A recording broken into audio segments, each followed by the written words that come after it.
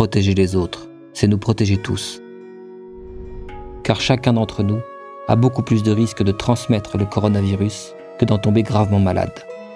Alors, responsabilisons-nous en nous comportant comme si nous étions nous-mêmes porteurs du virus.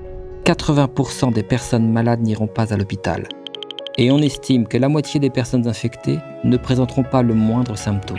La toute première personne infectée n'a peut-être jamais ressenti les effets de la maladie. Elle a transmis le virus autour d'elle sans le savoir.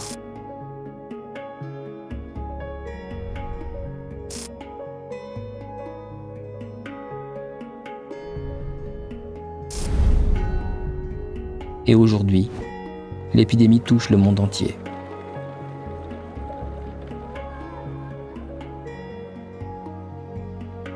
Nous appartenons forcément à une de ces trois catégories.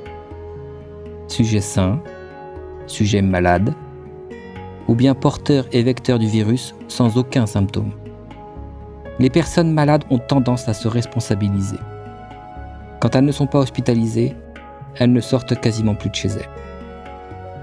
Elles respectent les gestes barrières et portent des EAP, c'est-à-dire ces écrans anti-postillons que sont les masques en tissu, les masques chirurgicaux et les écrans faciaux. Les sujets infectés sans symptômes qui ne portent pas d'écran anti-postillon sont les premiers vecteurs de la pandémie.